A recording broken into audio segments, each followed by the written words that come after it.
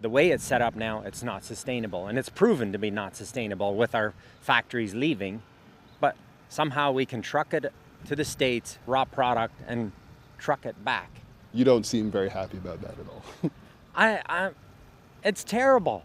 Some Ontario cucumbers go a long way to U.S. plants before you can buy them from your local grocery store as pickles. But can the federal government spur a change and make those pickles here at home? I'm Matt Allen, sitting in for Catherine Cullen, and this week on The House, we're continuing our summer series on food sovereignty here in southwestern Ontario.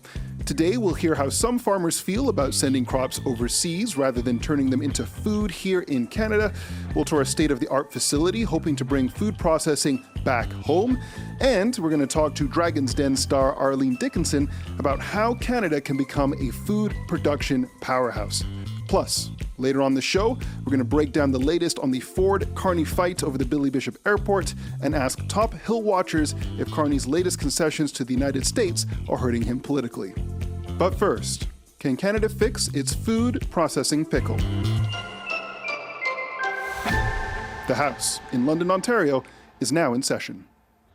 We are out on a sunny farm, and we are going to go walk to a pickle field. The harvest is on today at Froze Vegetables. The farm in Vienna, Ontario is where Dan Froze and his 6 siblings grow pickles and peppers. We are a receiving station as well, and we receive pickles for 40 farmers in the area. They bring the pickles here, we size them, cool them, and then they're ready to be shipped out to different processors. How much do you typically grow in a year? I'll give you the Tuesday night this last week. We shipped out 31 semi-truckloads, 42,000 pounds of pickles in a semi-truck. Oh wow, that's so many. Many. There's a bit of a story here. That's the reason why we're here. Let's go back a few decades here. What would happen to the pickles once they were grown here? So my dad started out grading pickles here for Strubs. Strubs used to be a pickling place in Brantford, Ontario. There was a time when we shipped to Bix as well. They were in Dunnville. Also Heinz, they were in Leamington.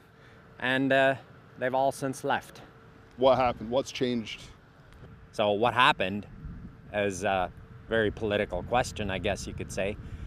Red tape, shelf space.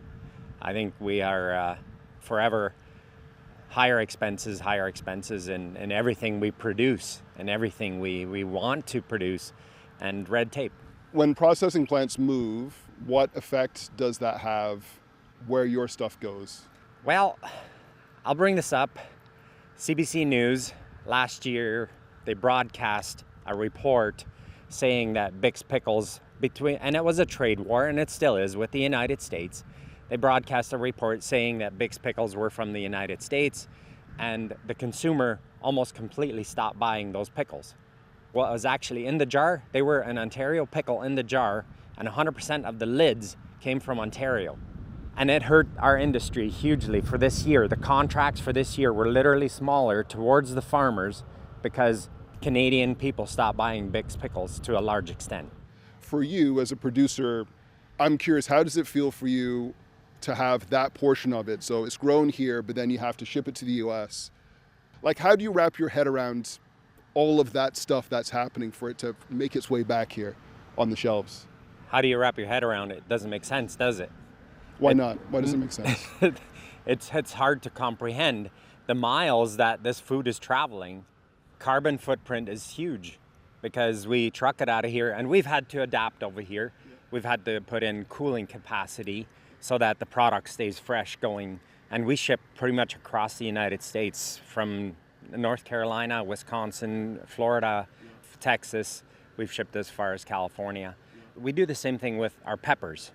And they're the pepper rings you get at Subway or whatever. Jalapeno or the yellow rings. Yeah. We do this almost exclusively. It's shipped to the US and then it's shipped back as well.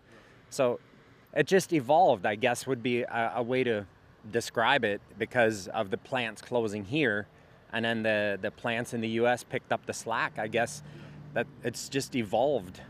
The real question is, why aren't they here? Why aren't these other companies able to sustain themselves when they're here?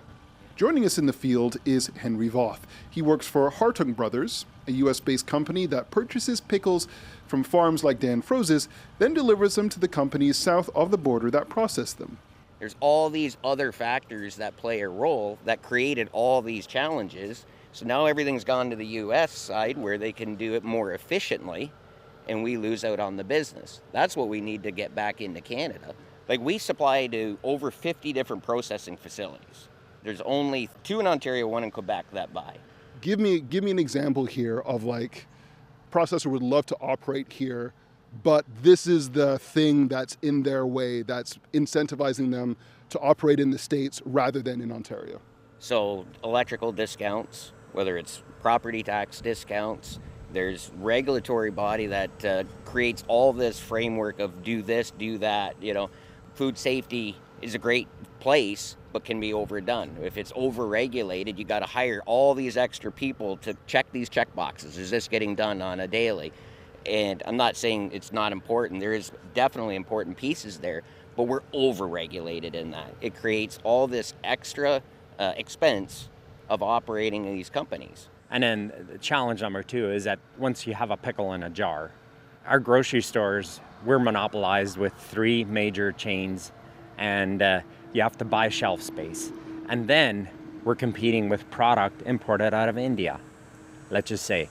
And our product is far superior because the guidelines we have to follow as far as our fertilizers, our sprays. And they're sharing shelf space side by side with $1.50, $2 or less jar price from one to the other.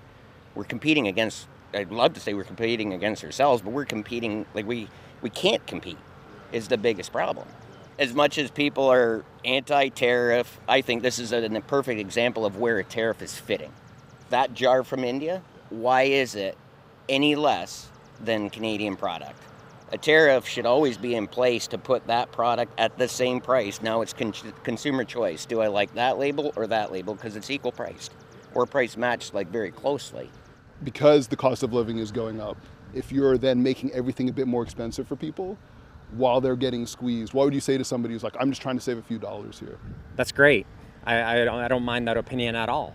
Guess what? If they have a local job that pays well of putting pickles in a jar in a factory somewhere or whatever it may be, they can afford it. Whereas if we import it, how is that person supposed to even be able to afford the cheap jar of pickles if they don't have a job? As much as we would like to blame the Trump tariffs for this issue, it's actually a long-withstanding issue. Jamie Froze is one of Dan's brothers, as well as part owner of this pickle farm. The tax burden here in Ontario is just astronomical. And the inflationary spending. And the raise of minimum wage, we think, oh, well, this is going to fix all the problems for the worker, right? When, in fact, it actually fixes 0 problems. All it does is drive up the cost of everything else. So if you want to look for solutions, you're going to have tax incentives or reduce taxes. But it seems like, you know, as long as we have a liberal government, it's just going to keep skyrocketing.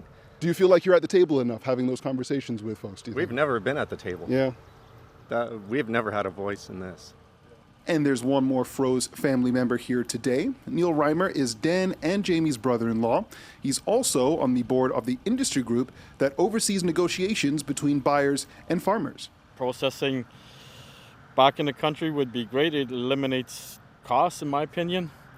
The other thing is food security. If we have learned something out of COVID, when the borders are shut, you can't travel. If you can't produce your own food in your own country, the other country is just making sure they have enough for themselves. We're up the creek, right? Is it possible? Do you think it is possible that Canada could be self-sustaining? 100%. We just can't have mangoes or bananas. No, but we can do away with some of the things that aren't available, don't grow here, can't do, right? We can do away with some of those foods, right, for a period of time. Canada's a rich country. We're not taking advantage of that. One more question that I have, and I'll keep bringing it back to processing pickles here. Do you think if you're able to build a plant here, that it could be competitive? I think, yes, it would be. Do we need some assistance in maybe stopping cheaper imports, or putting tariffs on them? Yes, we do. Do we need assistance in helping getting a plant like that up off the ground? Yes, we do. And in that case, I think I would like to invite the Agriculture Minister, invite Doug Ford, Mark Carney for that fact, come to the farm, see where the rubber hits the road, see what's really going on, and how is a pickle being produced?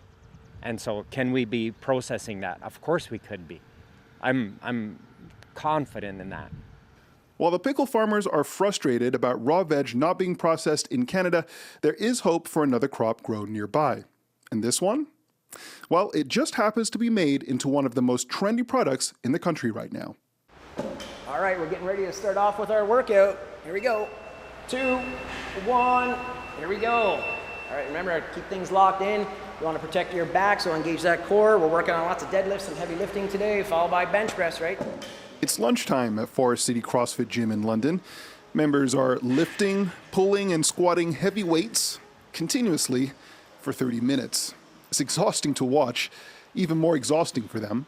There's a little bit of a love-hate relationship during it. It's you get excited for it, but like in the moment, it's you're questioning a lot of your choices about being here, but it's always worth it in the end. So.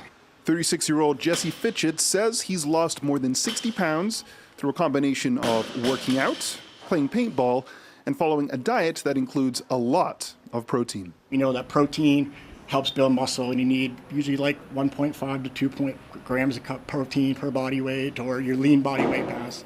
That craze for protein is something gym owner and coach Jamie Schmuck has seen firsthand. Absolutely. You can see it in like food, grocery marketing, where years ago it was all about, okay, there's no fat. It's like, well, there was never fat in it to begin with. But now there's a shift as into highlighting the protein in certain things and supplementing and adding some protein.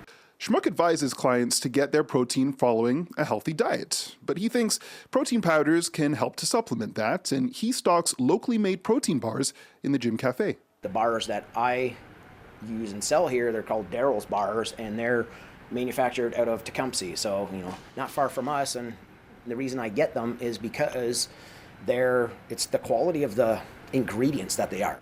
So you obviously go out of your way to find stuff that's made in Canada. Do you think there's space for more folks who want to make stuff here in Canada using Canadian products? Certainly there would be room for it, because it is a huge challenge, because we can see just by looking at the shelves, there's a lot of things that are coming from outside the country. Canada's federal government is working to change that, because like the pickles we heard about, a lot of other raw food Canada grows is sent abroad for processing, and then sometimes is shipped back at a premium. The Carney government is setting aside hundreds of millions of dollars to build up Canada's ability to process more of that food. The goal is to make Canada more self-sufficient and to drive economic growth. For example, protein powder made from Ontario soybeans. We're just going to walk over to the soybean field here. This is a field of IP soybeans. So these were planted in May. Chris Hunt's family grows soybeans on their farm in Brucefield, not far from Lake Huron. These specific beans are known as IP, or identity preserved. And then we have a number of local buyers that we will deliver these to, and then eventually go for human consumption, likely exported to Asia. Right now, more than 70% of Canada's soybeans are shipped abroad, and I asked Hunt why that is. They get exported to Asia because that's where the market is. That's where the food consumption is. They have the diet that likes that natto. They eat a lot of tofu, soy sauce, that kind of stuff. And so I think logistically, it makes sense for them to just ship it to that market. So Indonesia, Vietnam, China, Japan are all big buyers of these IP soybeans. And so that's where the dietary staple is. Not to say that there isn't room for some in-province processing that could meet those needs and keep it at home instead of having to export all of it. A third of Hunt's crop does go to a Canadian buyer because, like the pickle farmers, Hunt would like to see more food companies using Canadian ingredients here in Canada. But the price has to be right. At the end of the day, price does have to play a role, just because we're running a business and so we can't take cuts just because. But I think overall, just keeping it in the province, there's the benefit for the economy as a whole. There's all the additional jobs. There's people being proud of their food being homegrown, knowing where it comes from, knowing the quality and the effort and the traceability that comes with that you maybe don't necessarily get from other countries. People maybe don't know, or maybe it's not advertised enough, how much good Canadian producers do in their growing methods in terms of being able to provide that traceability and that quality compared to, if you don't know abroad where it could come from, right? Yeah.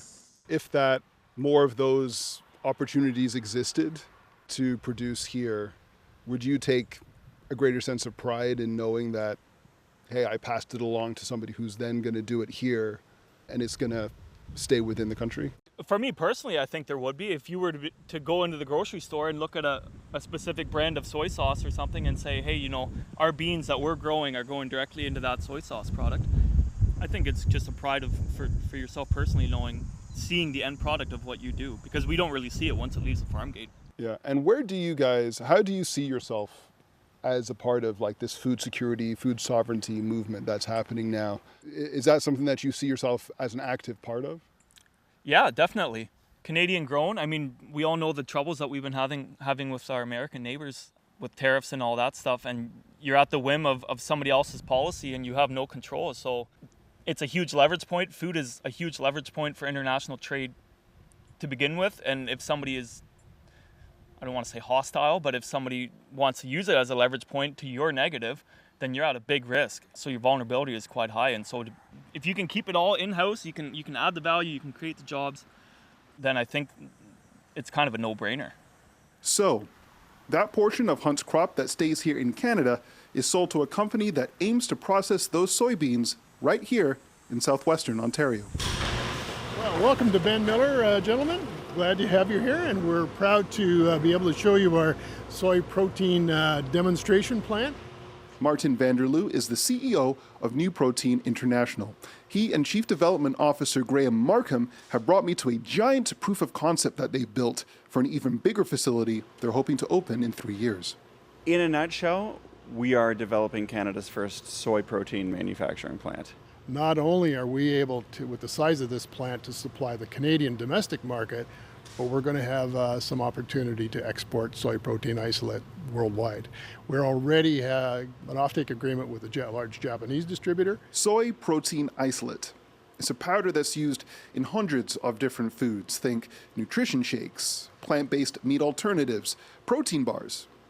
Vanderloo says theirs won't just be the first plant in Canada, it'll use tech that's the first of its kind in the world.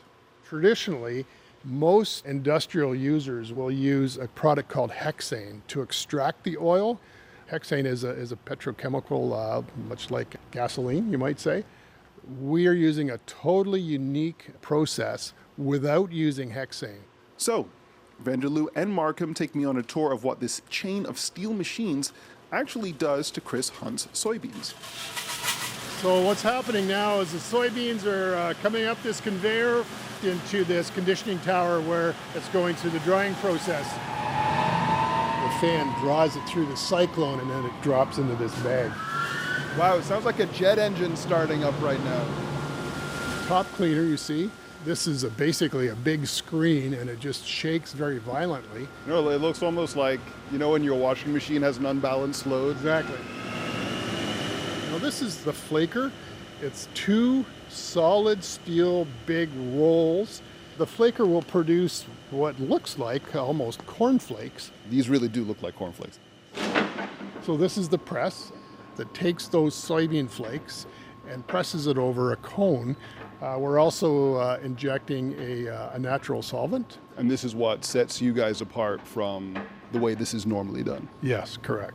We're a little bit hesitant to explain much detail here for fear that our competitors might... Secret sauce. Right, exactly. Some of these are custom made for us.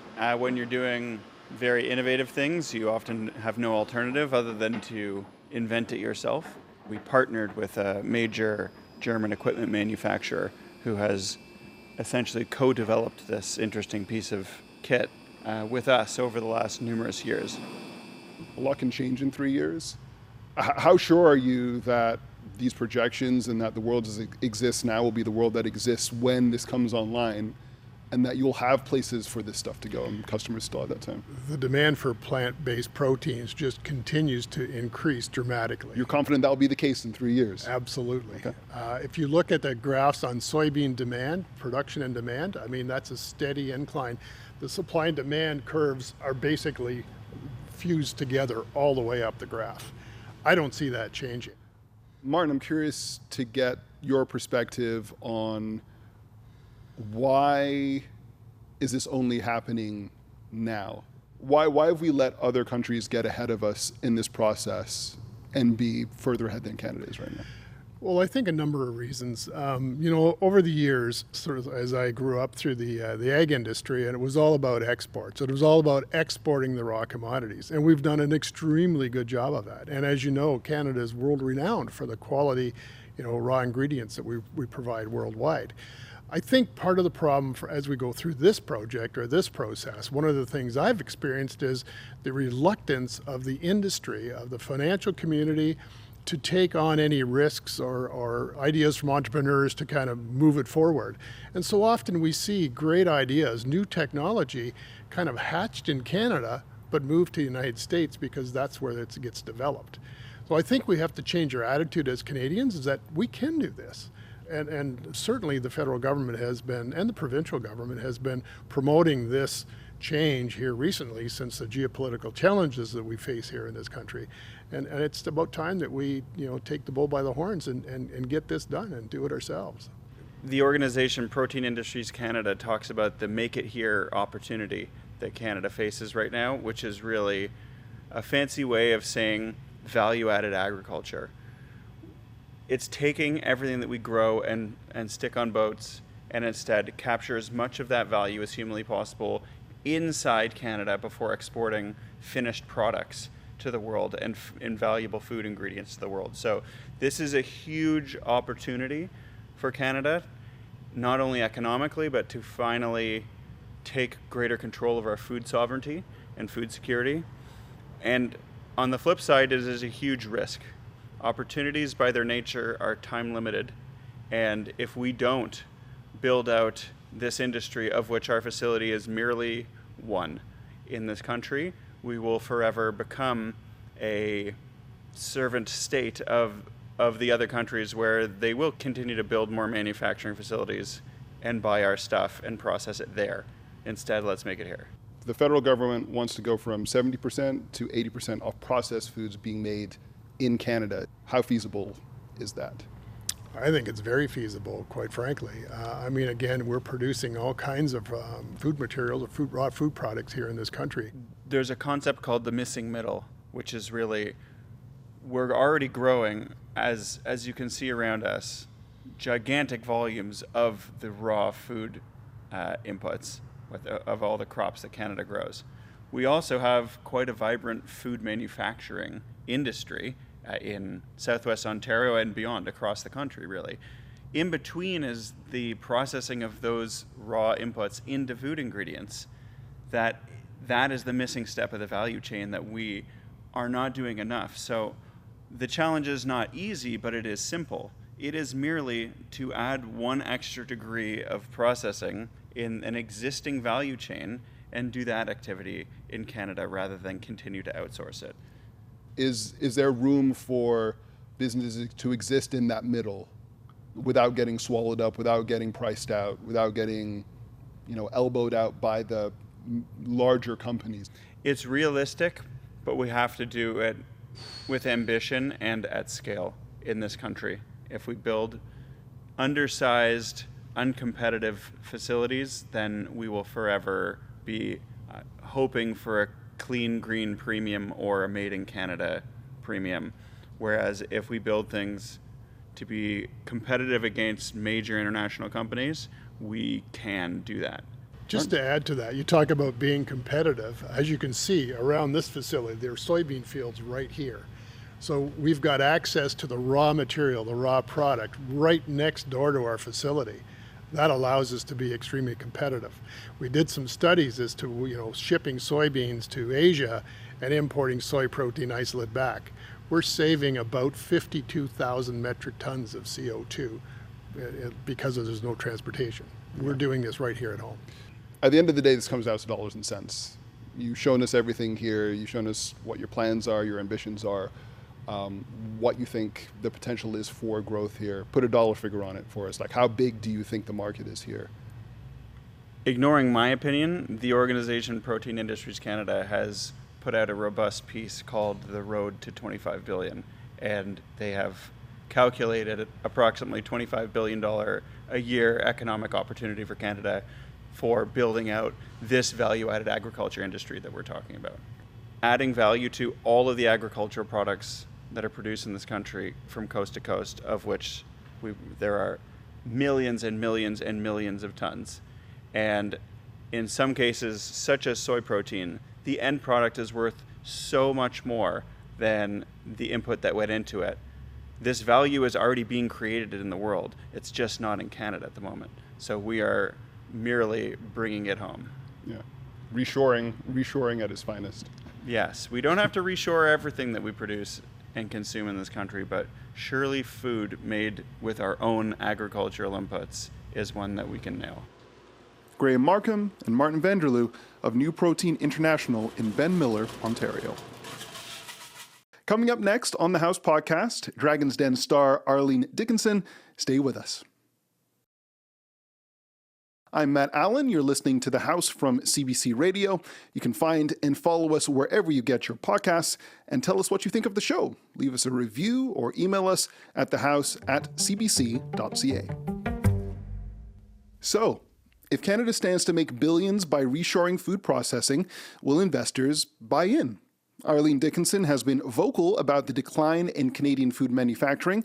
She's a Dragon's Den star, investor, and founder of District Ventures Capital. Welcome to the House. Thank you. So, as I mentioned there, you've been very vocal about this. You've written about how Canada's food processing industry has essentially been gutted over the last 20 years. I'm curious for your perspective here. How did that happen? How did we get here? I think for many, many decades, we have counted the idea of being a commodity-driven nation as the thing that we measure. So we grow food, we send it, we export it other places, and then we end up buying it back. And so we've never really measured the manufacturing aspect of it because that hasn't been seemingly what's been as important to us. But the fact of the matter is, Matt, that food manufacturing, the agri-food space, actually employs more people in Canada than the auto sector does. It is the largest employer of manufacturing in the nation. And it has been underserved, and we have not really focused on it the way we needed to. And so I think it's a combination of just let's keep growing it and let's keep selling the raw goods and not saying, hey, let's keep growing it, but let's also make the finished product here at home. It's interesting that you mentioned it hasn't been the focus. I think what's happened in the world, trade disputes, exposure to our southern neighbor has exposed how important this is. And the federal government's priorities do seem to be changing. They're putting forward hundreds of millions of dollars in a new food security strategy, trying to strengthen Canadian food processing. And one of the interesting goals is that they want to increase the proportion, the amount of domestically processed food that Canadians consume from 70 to 80%. And as someone in the business space, the investor space, I'm curious if you think that money is enough to address some of the problems that you see and that you've acknowledged here. Listen, I think it is a start to what we need to begin to do here. We have to be really focused on that last mile of commercialization. And in order to do that, we have to put capital to work, and people have to invest in, plants and processing plants and manufacturing plants and finishing plants. Like currently right now, I believe that we export 90% of our canola and 75% of our wheat as like raw grain. So if you think about that, that sounds really great. But then what we end up doing is we end up buying back the flour and then, and the pasta and all of those things. And we end up paying a premium for them. And they're using our products. It doesn't make any sense.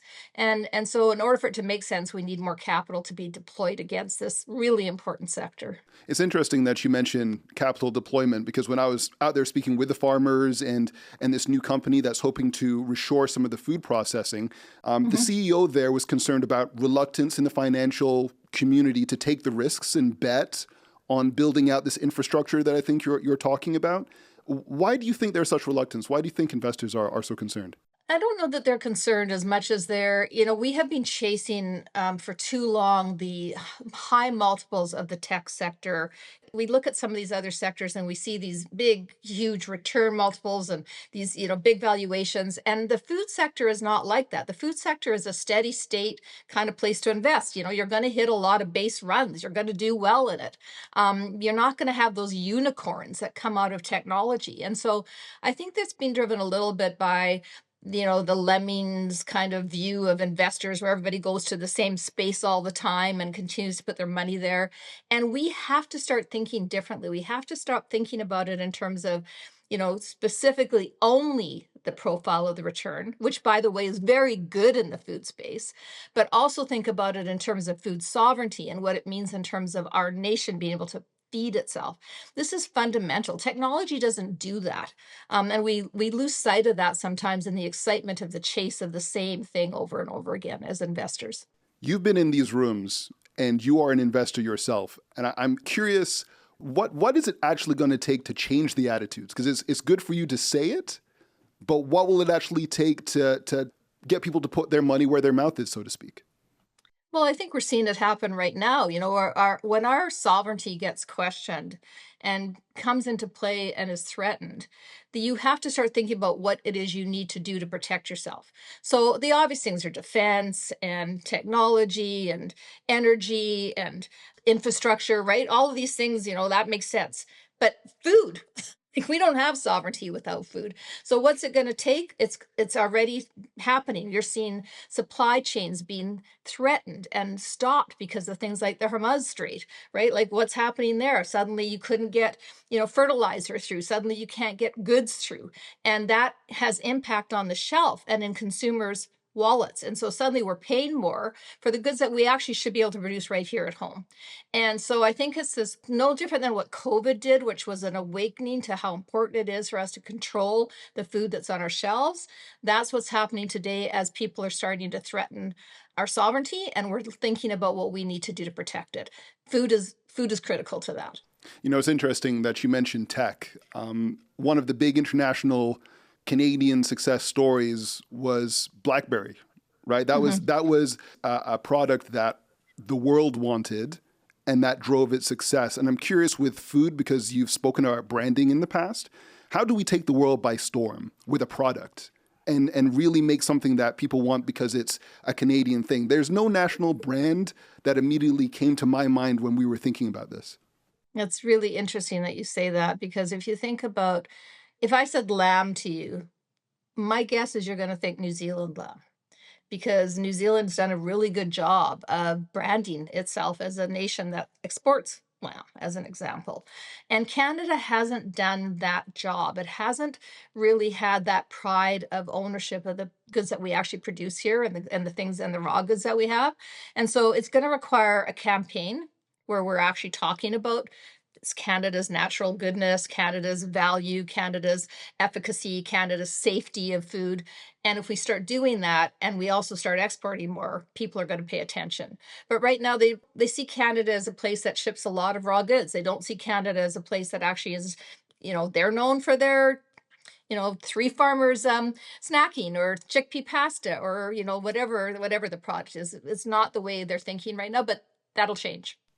Something else that's important in this conversation, especially when we're talking about processing, is capacity, scaling, being able to be competitive. And when we're talking about the global food business, it's massive, it's competitive. When we consider the scale of what's being done to keep products from China cheap, the US, for example, what will it take for Canada to be able to compete if we make the brand and then actually want to export it elsewhere? It's going to take us leaning against the things that we have, which is naturally good products. We, the raw ingredients that we create, the regulatory environments that they're created in are actually make them healthier and better for people. And this is the trend. People are thinking about food as medicine. If we start thinking about what we have to sell, which is better for you goods and ingredients, and we turn them into finished products, then we're going to win. So what do we have to start doing? We have to start talking about the reason you'd want to buy our products, because they're better for you. They're healthier. Why do we not want some of the U.S. products in here? Because they have dyes and they have sometimes unsafer practices relative to how they actually manufacture. You're seeing the challenges with lettuce in the U.S. as a good example of that. So we have to start talking about our practices, our regulatory environments, how we care about the value and the quality of the products that we make. I want to end with this. As we were touring this soy processing demonstration plant, we had a really interesting conversation with the chief development officer there, and he told me if we don't seize this opportunity that we have to process food at home, we will, quote, forever become a servant state, unquote, to countries that take our raw goods, process them, and then sell them back to us. What do you make of that statement? I think that's very true. I think people confuse food security with food sovereignty. I think, and that's exactly what he's lining up there. I mean, food security it means that there's enough food on the shelf, right? We can get food when we need it. Food sovereignty is when we control what's on that shelf, when we're actually producing it and we get to make it. And that is a huge difference, because then we're consuming what we know and what we believe in and what we understand where it's come from and the value of it. So I think he's bang on. We have to be really good at this. I'm dedicated to it. This is what I think about every single day. And there's an opportunity, Matt, here. And I hope people take advantage of it and invest in the sector. Arlene, it's been a real pleasure. Thank you so much for your time and your insights on this topic. It's a very important one. Thank you so much. Thanks, Matt. Arlene Dickinson is a dragon on Dragon's Den and a partner at District Ventures Capital. Since Prime Minister Mark Carney came into office, he's been on pretty good terms with Ontario Premier Doug Ford. Look no further than this glowing review from Ford, given almost exactly 1 year ago. The Prime Minister is the most humble person you'd ever want to meet. He listens. He's a smart business person. And I always tell my business owners, who would you give the keys to? I'd hand the keys to a business over to the Prime Minister. But their relationship may have hit a snag. Last week, the federal government said it will not support plans to expand Billy Bishop Airport in Toronto, a project that Ford had been eagerly pursuing.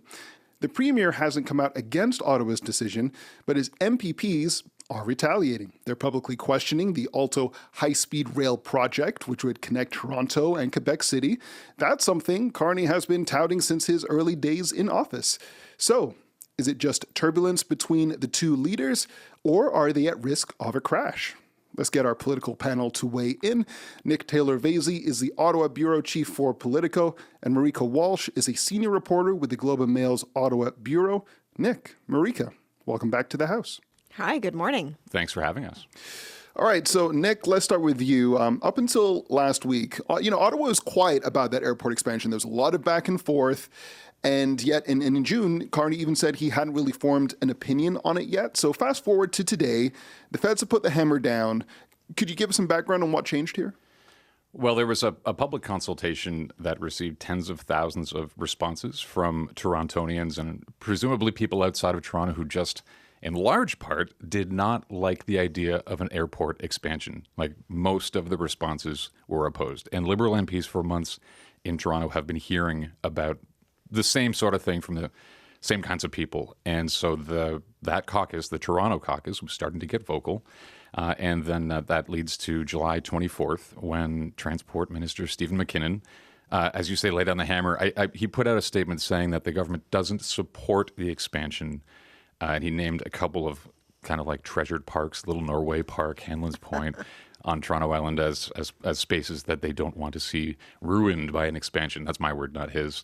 But when I read that statement, I found it to be both definitive and a little bit squishy. Like maybe at a little ways down the road, if the government decides to change its take, they have room to do that. It is interesting. I mean, that is the government explanation. But I think, you're both political analysts, reporters, the cynics in you. There's something else going on here. We know there's going to be a by-election in the Toronto area at the end of August, Nick. Could that have played a factor in this as well, do you think? Well, of course. I mean, Stephen McKinnon's statement came out on July 24th, and on July 26th, Mark Carney called a by-election in Beaches, East York, which is one of the more lefty ridings in the city. Called the Beaches. Called the Beaches.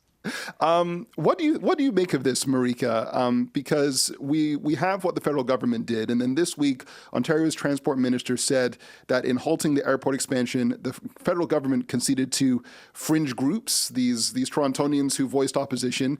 And he also said that if Ottawa is treating large projects this way, then he doesn't think much will get built at all.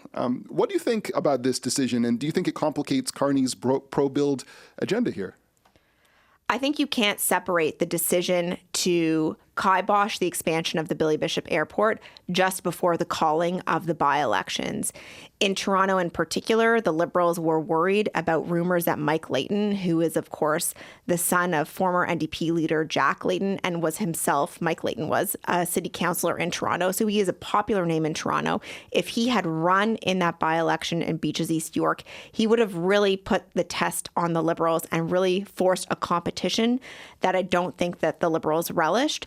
And he has now decided to take his name off the running and not be on the ballot. But it spoke to the sensitivities that the Liberals had on their left flank of the base. The Liberals have not made a lot of policy priorities around the progressive left. In fact, the Prime Minister has conceded on things like climate policy, conceded we're not going to reach our climate targets. And so I think that they saw this as a way to appease the left of their base. It was a political move ahead of a very important by-election. And I think Nick is right that it's possible that it could change. That's not a narrative the Liberals want out there right now. But it's hard to see how it actually hurts his build agenda. He has a lot of other things to point to as things that he is doing to build major infrastructure projects. But there is a question of execution and actually seeing some of those announcements move forward. And I think the government is aware of that. I do, though, think it's a reminder that it's very easy to be in love between the federal government and the premiers at the beginning of a mandate, and it becomes more and more difficult over time as decisions are made that we don't all agree on. Marika, I want to stick with you on this. Are you really sure that that pro-build agenda can go through? We're talking, specifically with Alto Rail here and the 11 MPPs who came out against it. You don't think that that could be a thorn in the side of the Prime Minister? Oh, that's absolutely a thorn in the side of the Prime Minister. I was speaking more broadly on the notion that the Prime Minister's decision to not move ahead on Billy Bishop's expansion would hurt his brand as somebody who wants to build Canada. I don't think it's that powerful. I think absolutely, though, the quid pro quo that I think CBC and the Toronto Star reported this week of Doug Ford's government agreeing to keep their caucus of rural MPPs in line on Alto Rail was a quid pro quo for the Billy Bishop expansion. And I think that without the Queen's Park support of the Alto high-speed rail, it becomes a lot more challenging for that to go through. And I think that it is something that we saw some early warning shots on this week. It's interesting. They're really two sides of the same coin, but they have very different constituencies. The people in Toronto would support high-speed rail to Montreal because they don't see the farmland that it rips up or gets expropriated along the way. Just like the people in Toronto don't want to see their views changed with an expansion of the island airport. They're both anti-development movements that governments have to fight against if they want to do these kinds of major projects. And we're seeing that Carney might not have sort of that cover that he was hoping to have from Queen's Park on Alto. It's a fascinating point. And Nick, I think it's a really good insight into how the sausage is made in some ways, isn't it? What are your thoughts on that and just the vibes that existed between Ford and Carney, but seem to be on rockier terms now? Well, on the major projects question, I think the reality in Canada is that if you want to build big things, somebody's going to be upset. Somebody is going to be upset. Marika just laid out two large constituencies that both support but also oppose these two projects that we're talking about here. But on the relationship between Ford and Carney, I mean, I think it's a good point that these relationships always start well, or at least always start with good faith, and sometimes go sour. But I also think that we kind of know that Doug Ford, he understands politics, right? Mm-hmm. And he gets why Mark Carney and why the Liberal MPs in Toronto would be so opposed to this sort of expansion, even if Mark Carney personally might support it. Who knows? Who's to say? So Doug Ford understands that. Is he going to hold it against like personally against Mark Carney? I don't know. Is he looking? Is Doug Ford looking a little more broadly, a little further down the road after by-elections, after municipal elections this fall in Ontario? His government seems to think the door's not closed on this expansion. So is he just thinking, okay, you know what? I understand what's going on now. I know why these people are doing what they're doing. We're going to get back to this later. Yeah, this question of unity at the federal and provincial levels of government comes at an interesting time when there is extra pressure being put on the country by the U.S. administration, particularly when we talk about tariffs, this 50% threat that has come down the pike. And there have been some concessions made to Donald Trump in Ottawa. Ottawa plans to stop requiring large streamers, mostly American, to pay into funds for Canadian content. Switching gears here to talk about some of these concessions that have been made. Nick, what do you think about the political ramifications of some of these moves to maybe take a step back from retaliation? I think the first point, and I think it's a useful point to start on, is that this government will not call this a concession. They will refuse to accept that any of the climb downs across policy files are concessions to the Americans. They're just saying they're Canadian policy choices that are in the best interest of the country and Canadians and affordability.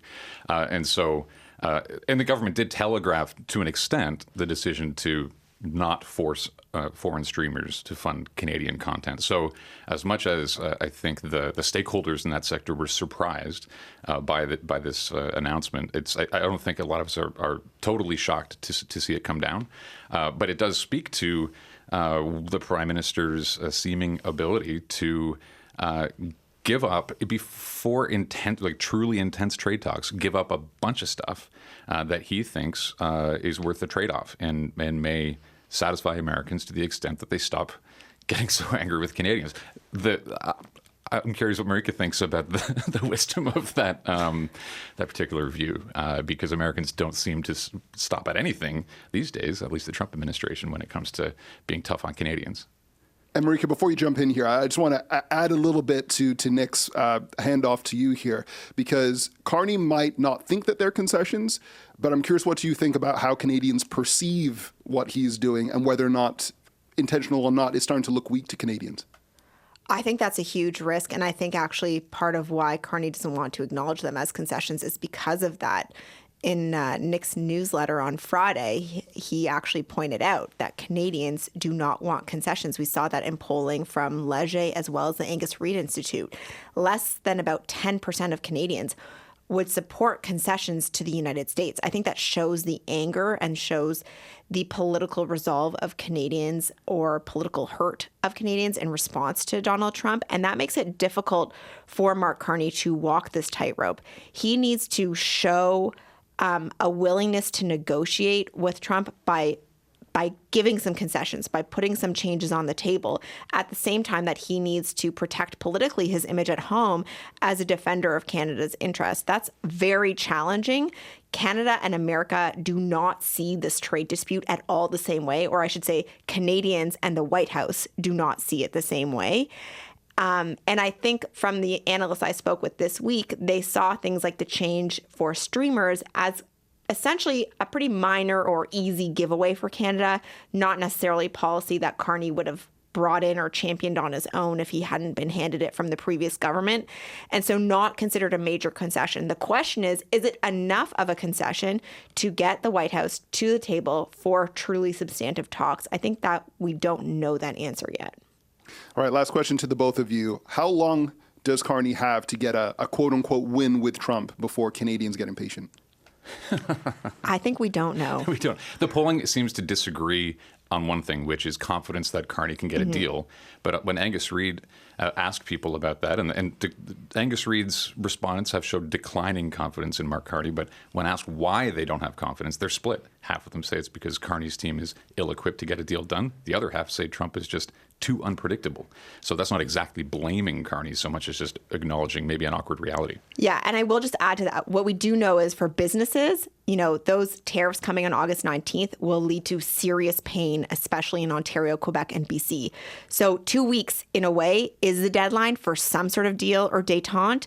But in terms of a broad deal, I don't think Canadians have an exact idea of what or when that should be coming into place. Really interesting conversation. Nick, Marika, we really appreciate it. Thank you very much. Thank you. Thank you. Politico's Nick Taylor-Vasey, and the Globe and Mail's Marika Walsh. That's it for us this week. Our crew on the house is Benjamin Lopez-Steven, Derek Vanderwyk, and our senior producer is Jennifer Chevalier. Technical production by J.S. Villeneuve. I'm Matt Allen. Catherine's back next week. Thanks so much for listening.